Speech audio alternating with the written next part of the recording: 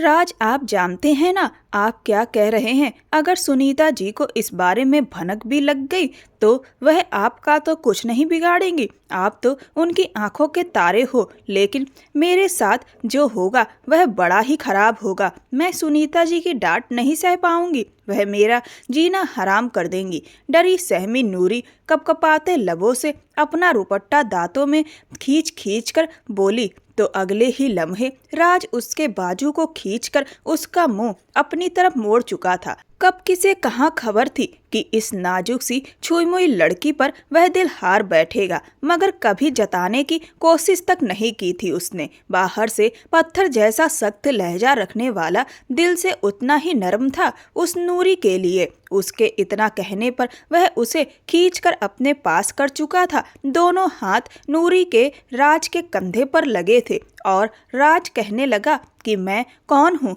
इस घर का मालिक। अपने इतने करीब देखकर नूरी तो होश खो चुकी थी। वह अचानक से राज के इतने पास होने के बारे में कभी भी नहीं सोच सकती थी। राज के वजूद से उठने वाली महंगे इत्र की खुशबू उसे महसूस हो रही थी, लेकिन फिर भी अपने आप पर काबू पाकर वह नजरें झुका गई और कहने लगी कि मैं भी तो यही कह रही हूँ कि आप घर के छोटे मालिक हैं और मैं एक आम सी लड़की। भला मेरा और आपके बीच क्या मेल जोल हो सकता है। राज उसका चेहरा ऊपर उठाकर कहने लगा, इस घर का वारिस यानी छोटा मालिक मैं हूँ। तुम्हें सिर्फ और सिर्फ मेरी मर्जी, मेरी पसंद नापसंद का ख्याल रखना चाहिए, बाकी घर वालों का नहीं। ठीक है, चलो इधर आओ और मेरे सर में तेल मालिश कर दो। उस रोज तुमने मेरे सर में मालिश की थी तो बड़ी सुकून की नींद आई थी। नूरी यह सुनकर थोड़ी झिझकी थी, फिर कहने लगी, ठीक है छोटे मालिक,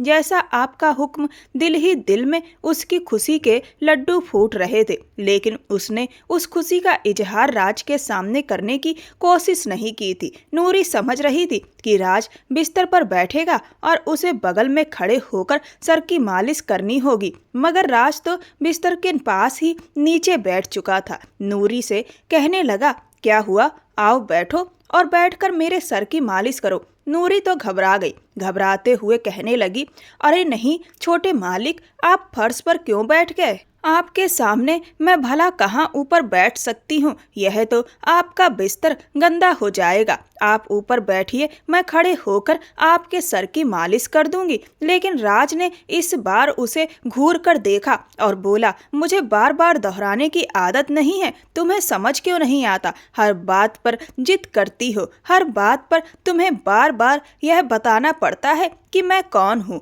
थोड़ा बहुत लहजा रौबदार होने की देर थी कि नूरी सर झुका गई। राज फर्श पर बैठ चुका था और आंखें मूंद ली थी। घबराते हुए नूरी उसके पीछे बैठी और अपने हाथों में तेल लगाकर राज के बालों में मालिश करने लगी। लेकिन जितना बड़ा रुपट्टा उसने अपने लपेट रखा था वह बार बार कभी राज के कंधों पर गिर रहा था तो कभी मालिश करने में रुकावट डाल रहा था।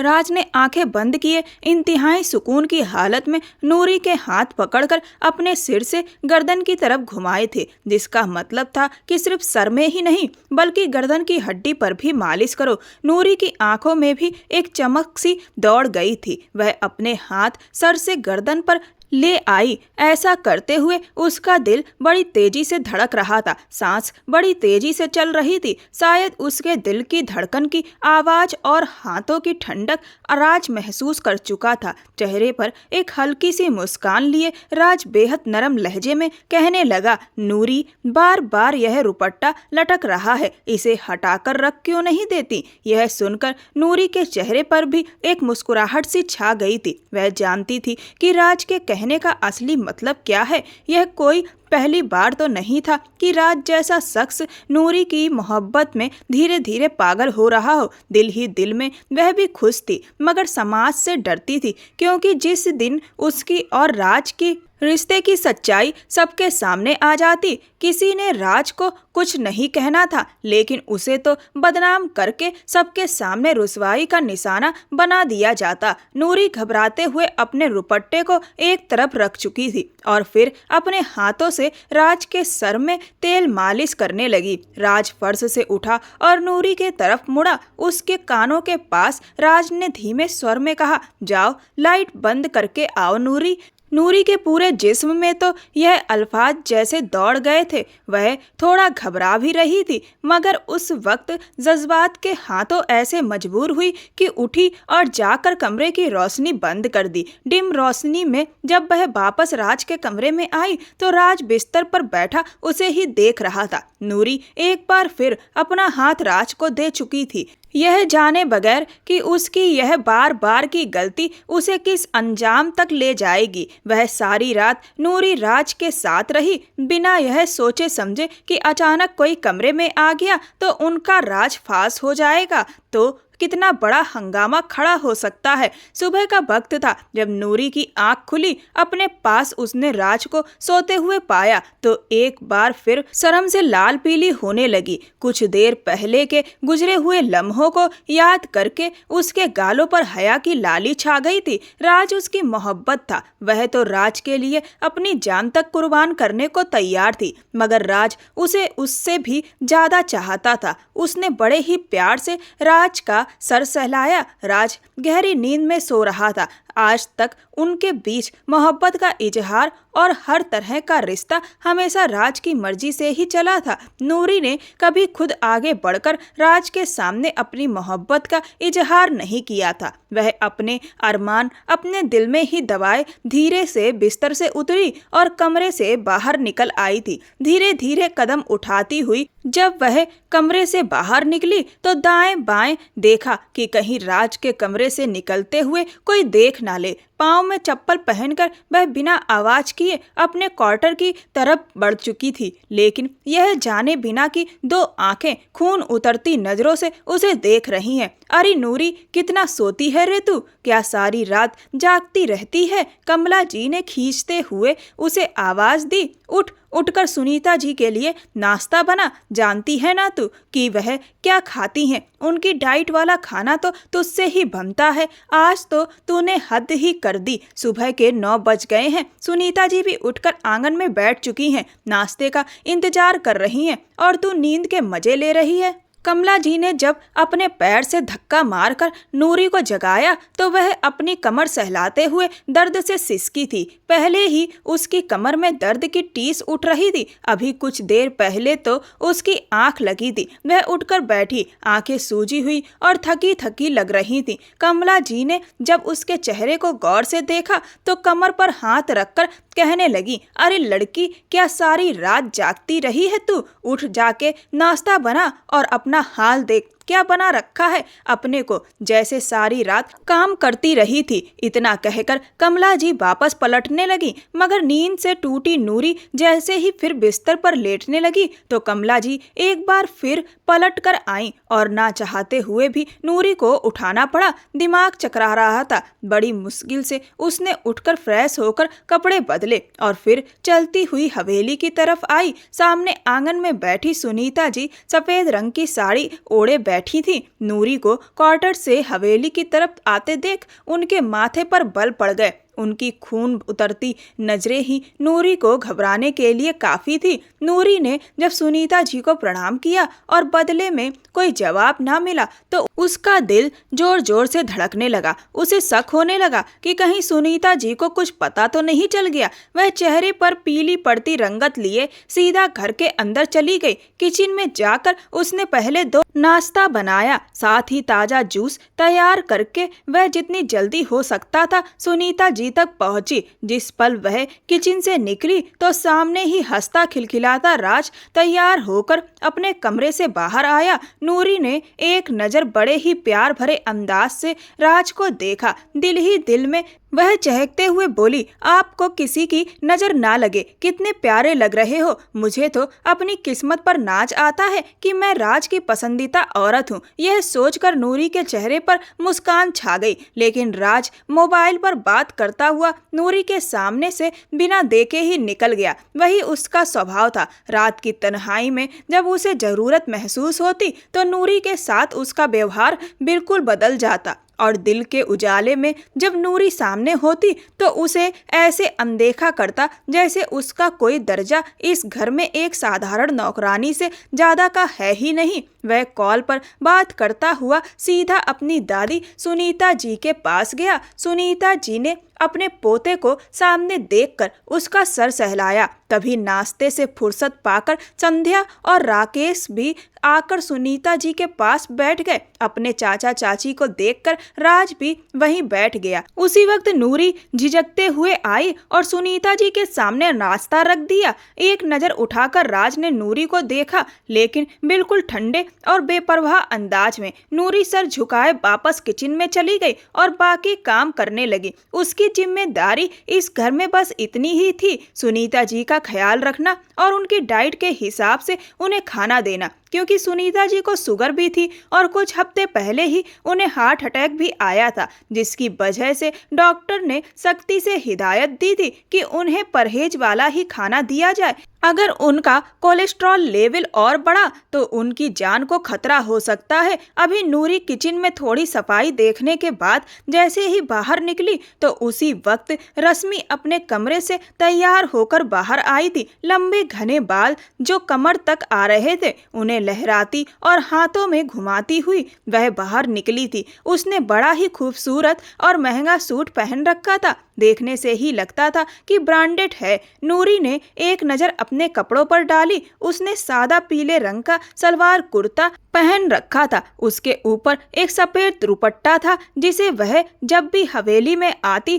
तो अपने लपेटे रखती थी। वजह यह थी कि अक्सर उसके कपड़े सस्ते बाजार से लिए जाते या फिर साधारण 2 पीस होते जिनके साथ दुपट्टा नहीं आता, और वैसे भी उस घर में काम करने वाली नौकरानियों को यह सख्ती से कह रखा गया था कि कोई भी बिना दुपट्टे के नजर ना आए, इसीलिए वहां की औरतें दुपट्टा ओढ़ती थी। लेकिन इसके उलट रश्मि ने एक जालीदार दुपट्टा बस गले में डाल रखा था और इतराती हुई बाहर चली आई थी। उस वक्त दिन के 11:30 बज रहे थे और वह अभी उठकर बाहर आई थी। संध्या जी अपनी रश्मि को लगाव से देखती जैसे उसने कोई बहुत बड़ा काम कर दिखाया हो। सुनीता जी भी अपनी रश्मि को सीने से लगाकर पास बिठा चुकी थी। उन्होंने नाश्ता मुंह में डालते हुए नूरी से कहा, अरे मेरी रश्मि के लिए नाश्ता बना, क्या खाएगी मेरी लाडली। ना जाने क्यों लेकिन नूरी को रश्मि से हमेशा जलन सी महसूस होती थी।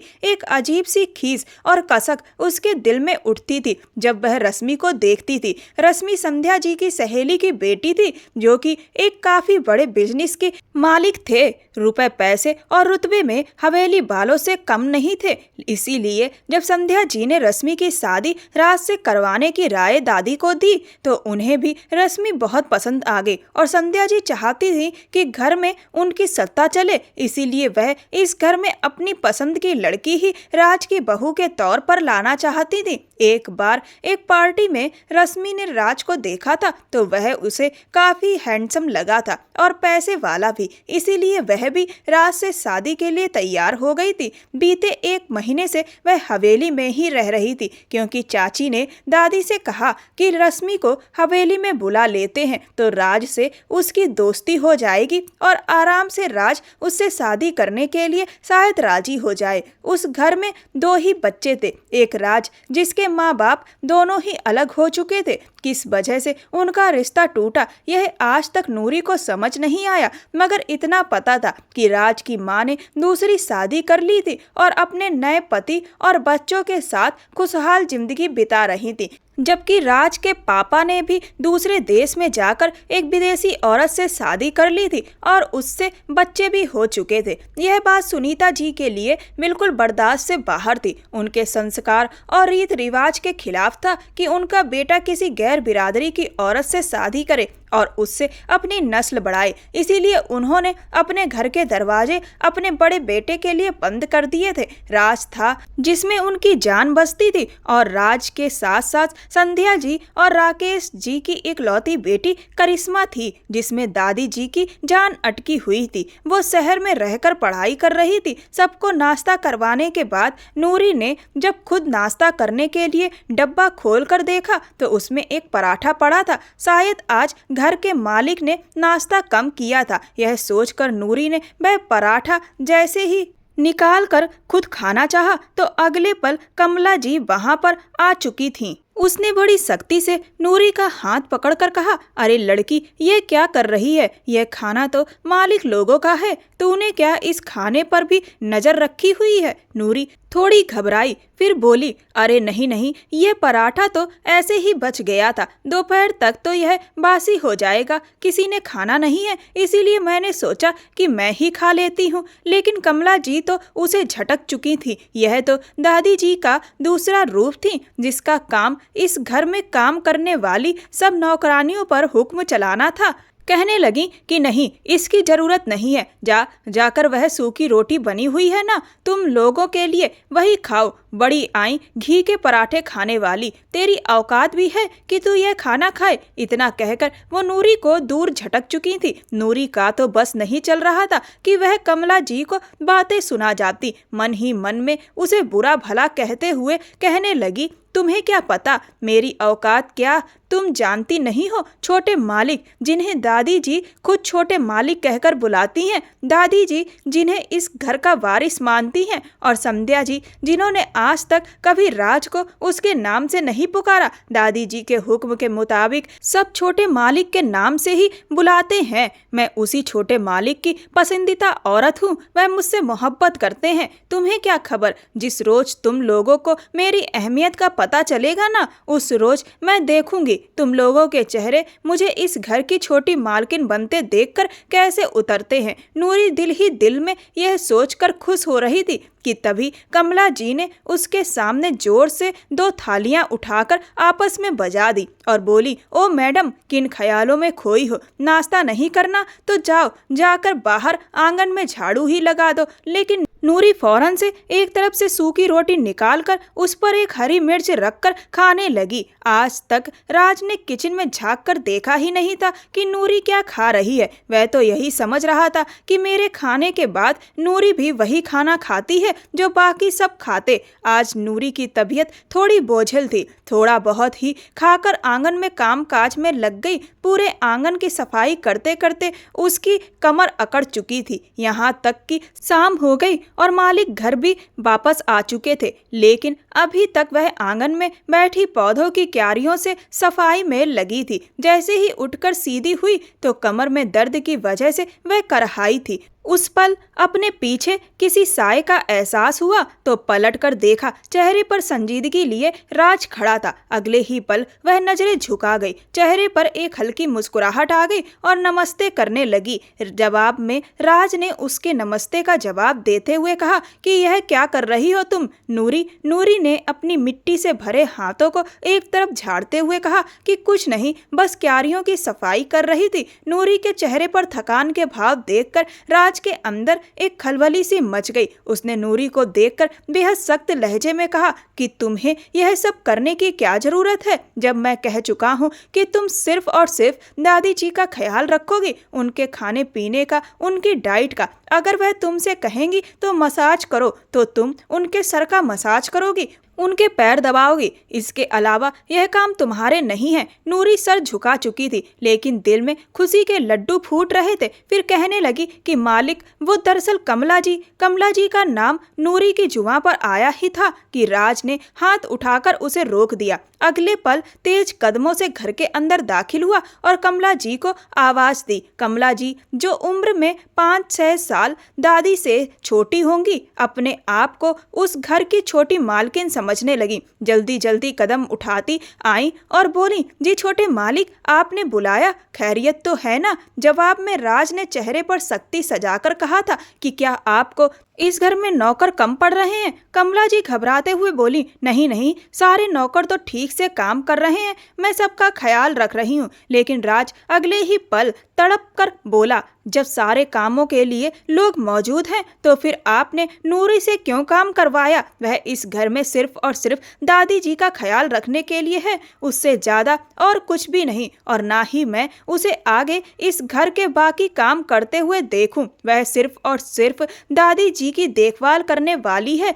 ना कि इस घर की नौकरानी। जिस कदर सख्त अंदाज में राज बोला था, कमला जी तो सर झुकाकर खामोश हो गई। बोली, ठीक है, मैं आगे से उससे कोई काम नहीं कहूंगी। छोटे मालिक, जो आपका हुक्म वही होगा। नूरी भी हाथ साफ करती हुई आंगन में आकर रुक गई। चेहरे पर एक मुस्कुराहट थी। कमला जी को देखकर जब वह मुस्कुराई तो कमला जी का चेहरा बिगड़ चुका था। इससे पहले कि नूरी जाकर राज के पास खड़ी होती, तभी रश्मि वहां पर आ गई और अगले ही पल अपने दोनों हाथों से राज का बाजू पकड़कर अपना चेहरा राज के कंधे पर रख चुकी थी। कहने लगी, राज, किन कामों में लगे हो? आज कितने दिनों बाद घर जल्दी आए हो? आओ बाग में घूमने चलते हैं। मुझे दादी जी ने इसी शर्त पर घर से निकलने की इजाजत दी है कि अगर मैं तुम्हारे साथ जाऊं तो, वरना वह मुझे घर से बाहर जाने ही नहीं देंगी। राज और रश्मि को एक दूसरे के इतने करीब देखकर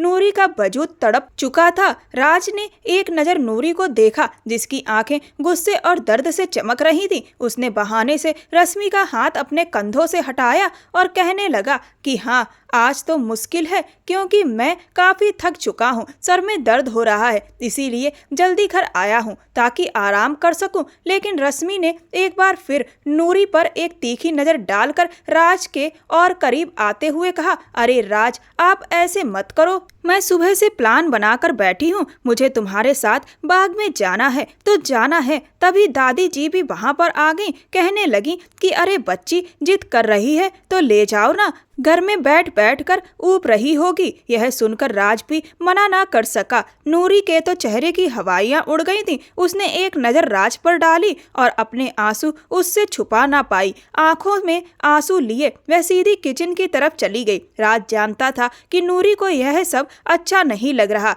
लेकिन वह उस वक्त बेबस था। कुछ सोचकर उसने अपने कानों में ईयरपॉड्स लगाए और नूरी को कॉल मिला दी। नूरी अपने क्वार्टर में बैठी हिचकियां भर भर कर रो रही थी। तभी उसका फोन बजा। राज की आवाज सुनकर उसने बड़ी मुश्किल से अपनी हिचकियां रोकी और रोते हुए बोली, जी, और फिर दोबारा फूट फूट कर रोने लगी। उस वक्त राज अपनी गाड़ी ड्राइव करके बाग की तरफ ले जा रहा था और रश्मि उसके साथ ही फ्रंट सीट पर बैठी थी। बार बार उससे बात करने की कोशिश कर रही थी, लेकिन राज उसकी हर बात से बेपरवाह होकर नूरी की हिचकियां सुन रहा था। एकदम से उसके चेहरे पर संजीदगी सख्ती में बदल गई। कहने लगा, मैं तुमसे बात कर रहा हूँ, जब तक मैं वापस तुम्हारे पास नहीं पहुँच जाता मैं तुमसे बात करता रहूँगा। वह रश्मि को यही जताने की कोशिश कर रहा था जैसे वह किसी काम के सिलसिले में फोन पर बात कर रहा हो, जबकि नूरी भी यह समझ चुकी थी। जैसे ही बाग में पहुँचे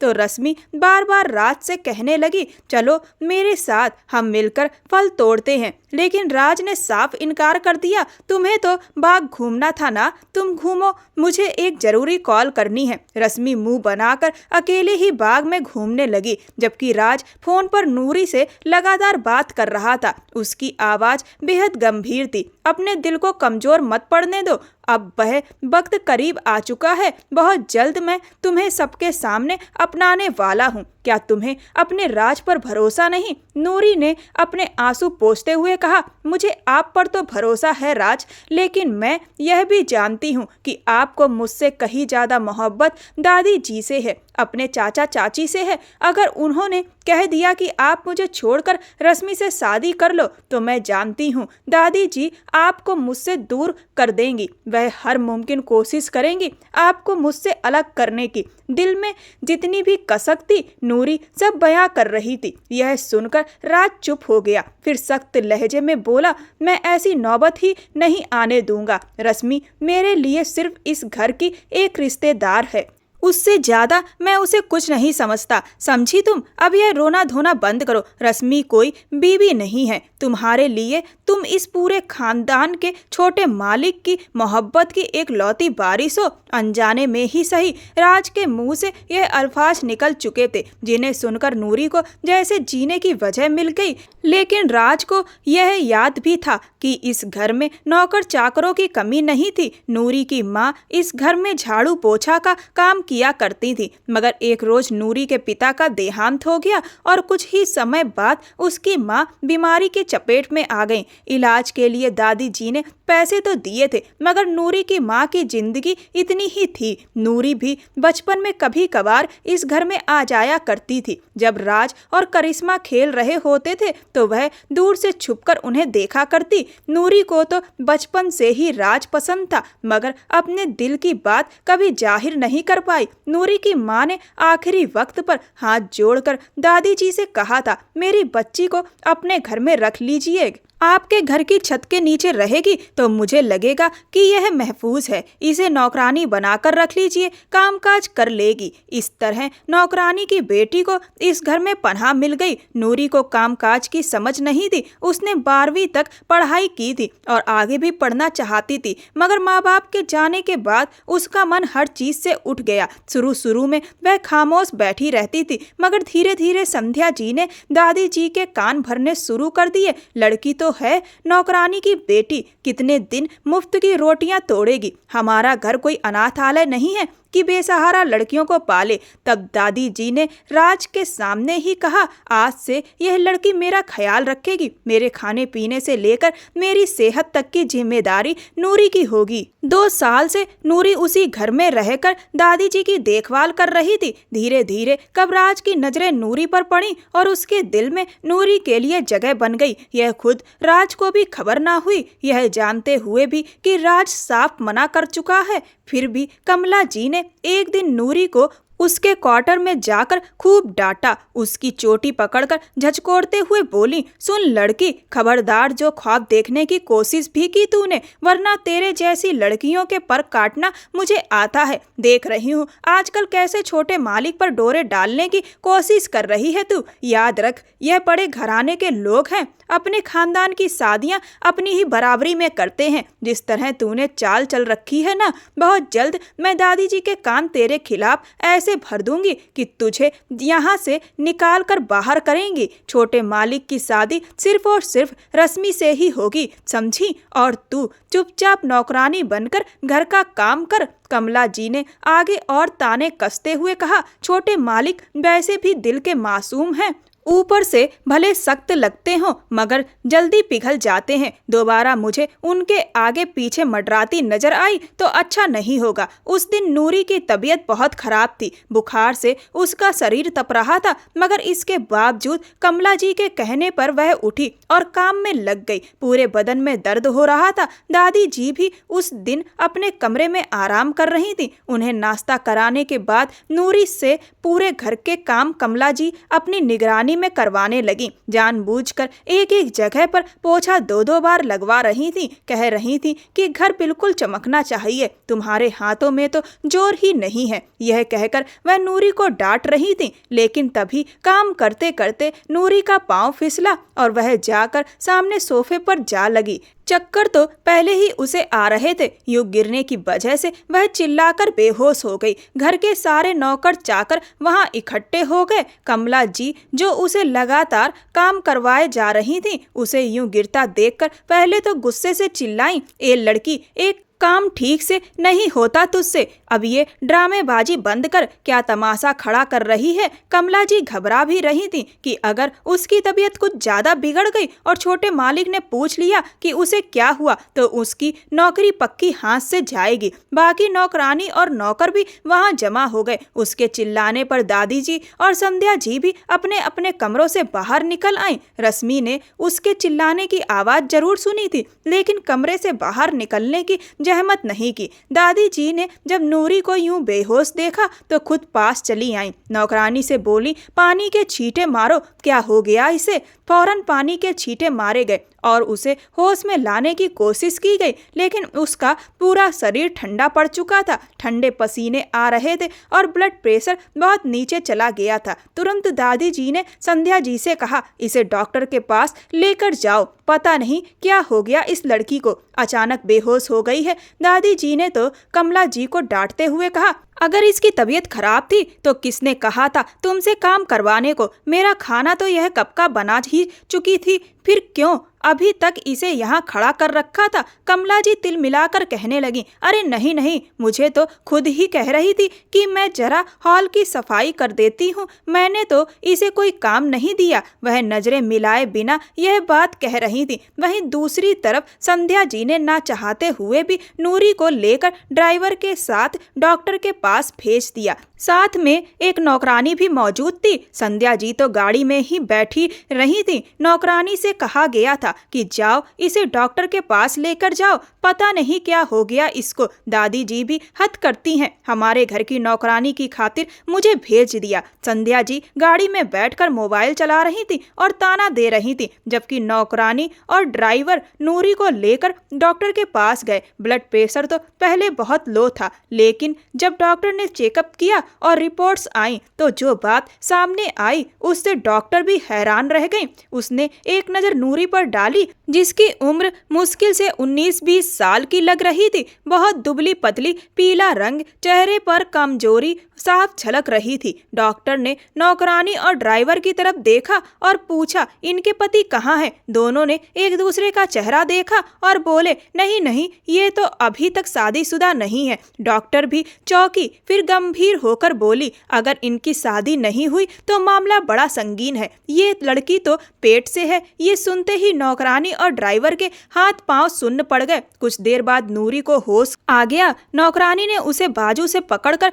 झिझोड़ा और दबे स्वर में बोली, ये क्या किया तूने? अगर दादी जी को पता चला तो तेरे साथ क्या होगा, जानती है ना? नूरी पहले ही घबराई हुई थी, चक्कर के असर में थी। कमजोर आवाज में बोली, क्या हुआ है? जवाब में नौकरानी ने उसे खबर सुनाई, तू पेट से है। किसका बच्चा है ये? हम तो तुझे बहुत मासूम समझते थे। नूरी का कलेजा मुंह को आ गया। उसे पता था कि ये बच्चा किसका है, लेकिन नौकरानी को वो कैसे बताती? नौकरानी उसे सहारा देकर गाड़ी तक लाई। संध्या जी ने एक नज़र नूरी पर डाली और फिर नौकरानी के चेहरे की हवाइयां देखकर सरसरी अंदाज में पूछा, क्या हुआ था इसे? नौकरानी घबराकर बोली, ना नहीं, कुछ नहीं दीदी जी, गर्मी की वजह से चक्कर आ गया था बस। संध्या ने पहले तो कोई दिलचस्पी नहीं दिखाई, लेकिन तभी गाड़ी में बैठते हुए डॉक्टर की रिपोर्ट का लिफाफा नीचे गिर गया। उनकी नज़र उस पर पड़ी। रिपोर्ट साफ साफ कह रही थी, नूरी पेट से है। संध्या जी का तो पारा 7वें आसमान पर जा पहुंचा। नूरी का मन रो रहा था। आखिर कैसे बताए कि उसकी पेट में पल रहा बच्चा किसी और का नहीं बल्कि छोटे मालिक का है, उसी घर के वारिस। कुछ देर बाद सब घर पहुंच चुके थे। दादी जी नूरी की तबीयत की वजह से परेशान बैठी थी। मन ही मन सोच रही थी, पता नहीं बच्ची को क्या हुआ होगा। उन्होंने उसकी माँ से कहा था उसका ध्यान रखने को, कि इसका ख्याल रखूंगी, लेकिन ये कमला इसके साथ कैसा बर्ताव कर रही है कौन जाने। दादी जी अभी कमला को डांट ही रही थी कि तभी संध्या जी नूरी को अपने साथ लेकर आ गई। दादी जी कुछ पूछ पाती उससे पहले ही संध्या जी का गुस्सा फूट पड़ा। उससे पहले ही संध्या जी ने गुस्से में नूरी को बाजू से पकड़कर सीधा दादी जी के कदमों में गिरा दिया। नूरी रो रही थी, उसका हाथ अपने पेट पर चला गया। दादी जी ने जब संध्या को ऐसा करते देखा तो चिल्ला उठी, बहू ये क्या तरीका है? तुम नूरी के साथ इतना सख्त रवैया कैसे रख सकती हो? आखिर हुआ क्या है? संध्या जी गुस्से से चिल्लाकर बोली, सासू माँ, ये लड़की जिसे आप मासूम और सीधी समझ रही हैं, जिसे आपने अपने घर में जगह दी है, जानती हैं ये क्या हरकत कर चुकी है? हमारे खानदान में अगर नौकर चाकर भी रखे गए हैं तो खानदानी और इज्जतदार, लेकिन ये देखिए बिना शादी के ही पेट से है। तभी तो काम करते करते बेहोश हो गई थी। डॉक्टर के पास ले गए तो सारा भेद खुल गया। दादी जी का हाथ अपने सीने पर चला गया, सांस फूलने लगी। राकेश जी भी उसी वक्त घर में दाखिल हुए थे। ये सुनकर दादी जी की आंखों से आंसू छलक पड़े। उन्हें यकीन नहीं हो रहा था, चेहरे पर हैरानी और दुख साफ झलक रहा था। उन्होंने कांपती आवाज में कहा, ये हरकत तूने की तो की कैसे? नूरी नूरी उनके कदमों में बैठकर फूट फूट कर रो रही थी। कह रही थी, दादी जी प्लीज मेरी बात सुनिए, मैंने कोई गुनाह नहीं किया, कोई गलती नहीं की, आप मेरी बात पर यकीन कीजिए। उसी वक्त छोटे मालिक राज घर में दाखिल हुए। उन्होंने यह मंजर देखा तो ठिठक गए। सबके चेहरे पीले पड़े थे। दादी जी सामने खड़ी थी और नूरी उनके कदमों में बैठी रो रही थी। राज आगे बढ़े और गुस्से से बोले, ये क्या हो रहा है? नूरी दादी के पैरों में क्यों गिरी है? क्या किया है इसने? इससे पहले कि कोई और कुछ कहता, संध्या जी तड़प कर बोली, अरे बेटा देखो इस लड़की की करतूत, पता नहीं किसका पाप अपने पेट में पाल रही है। हमारे खानदान का नाम मिट्टी में मिलाने की कोशिश की है इसने। डॉक्टर की रिपोर्ट मेरे हाथ में है, साफ लिखा है कि नूरी प्रेग्नेंट है। दादी जी गुस्से से कांपते हुए नूरी को ठोकर मार बैठी। नूरी मुंह के बल गिरने ही वाली थी कि तभी राज ने दौड़कर उसे थाम लिया।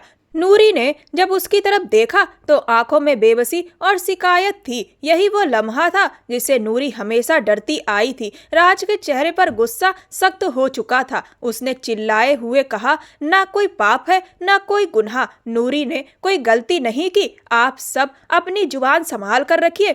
ये बच्चा नाजायज नहीं है, ये मेरा बच्चा है और जायज है। राठौर खानदान का खून है। ये अल्फाज सुनते ही सब पर मानो बिजली गिर गई। पूरी हवेली का माहौल सन्नाटे में डूब गया। जबकि वहीं सीढ़ियों पर खड़ी रश्मि, जो कुछ देर पहले नूरी को सबके सामने डांट खाते देखकर मन ही मन खुश हो रही थी, राज के मुंह से यह सच सुनकर असली तूफान तो उसी पर टूटा था। सदमे में वह वहीं गिर पड़ी। उसे गिरते देखकर संध्या जी और राकेश जी उसकी तरफ बढ़े, मगर राज अपनी दादी माँ के सामने सिर झुकाए खड़ा नूरी को पकड़े था। नूरी फूट फूट कर रोते हुए कह रही थी, छोटे मालिक मैं बहुत तकलीफ में हूँ, मुझे बहुत दर्द हो रहा है। राज ने नजर उठाकर अपनी दादी माँ की तरफ देखने की कोशिश तक नहीं की, बस इतना कहा, मैं नूरी को उसके कमरे में छोड़कर आता हूँ। इससे पहले कि वह नूरी को अपने कमरे में लेकर जाता, दादी माँ ने वहीं से सख्त लहजे में कहा, खबरदार अगर तुमने इस नीच लड़की को अपने कमरे में ले जाने की कोशिश भी की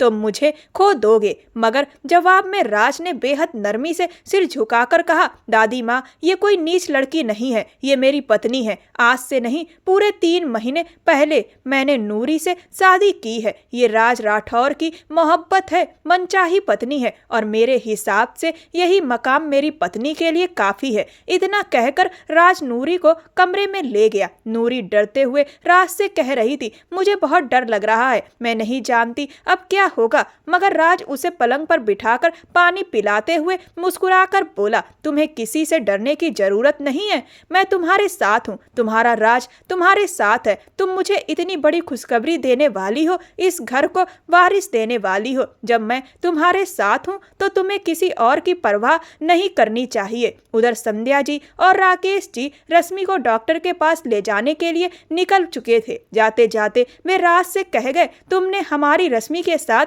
अच्छा नहीं किया। जवाब में राज बोला, चाची मैंने आज तक आपकी रश्मि को कभी वो सुनहरे सपने दिखाए ही नहीं, ना ही कभी कहा कि मैं उसे पसंद करता हूँ और ना ही शादी के लिए हामी भरी। आप लोगों ने ही उसके मन में ये बातें डाली, तो इसमें मेरा क्या कसूर? दादी माँ गुस्से से अपने पोते को घूर रही थी। जैसे ही राज उनके पास पहुंचा, उन्होंने जोरदार थप्पड़ उसके चेहरे पर जड़ दिया और कहने लगी, ये क्या कर डाला तुमने? हमारे खानदान की इज्जत मिट्टी में मिला दी। जब गांव समाज में लोगों को पता चलेगा कि राज राठौर ने किसी बड़े घराने की लड़की के बजाय एक नौकरानी की बेटी से शादी कर ली है तो क्या गुजरेगी उन पर? अब हमारी नस्ल किसी बाहरी जात की लड़की से आगे बढ़ेगी, हमारी रगों में कोई और खून मिल जाएगा। दादी माँ रो भी रही थी और राज के मुक्के बरसाते हुए उसे बार बार थप्पड़ मार रही थी, मगर राज उन्हें अपने गले से लगाए कह रहा था, मेरी बात सुनिए दादी माँ, ये सब बेकार की बातें हैं। अभी आप गुस्से में हैं, मैं जानता हूँ, मैंने आपसे यह बात छुपाकर गलती की, लेकिन ऐसा करना मेरे लिए जरूरी था। क्या आपको अपने खानदान खानदान वाले और यह रीति रिवाज अपने पोते की खुशियों से भी बढ़कर हैं। भले ही दादी माँ रो रही थी, लेकिन रोते हुए अपनी आंचल से आंसू पोंछकर बोली, नहीं बेटा, मुझे हर एक चीज से बढ़कर तुम्हारी खुशियां ही प्यारी हैं। राज अपनी दादी के पास घुटनों के बल बैठकर बोला, जब मेरी खुशी आपको हर चीज से बढ़कर अजीज है तो यह समझ लीजिए कि नूरी ही मेरी खुशी है। सारी खुशियां मुझे नूरी ही दे सकती है। हाँ, उससे शादी करना मेरी गलती थी। मुझे आपकी मौजूदगी में आपकी रजामंदी से उससे शादी करनी चाहिए थी, लेकिन जिस पल उसके माँ बाप का देहांत हुआ उसी पल गाँव का एक लड़का उस पर बुरी नजर रखने लगा था और वह बेहद बिगड़ा हुआ और बदचलन लड़का था। नूरी से शादी इसलिए करना चाहता था ताकि उसकी जमीन जायदाद पर कब्जा कर ले। उसे ना नूरी से कोई मोहब्बत थी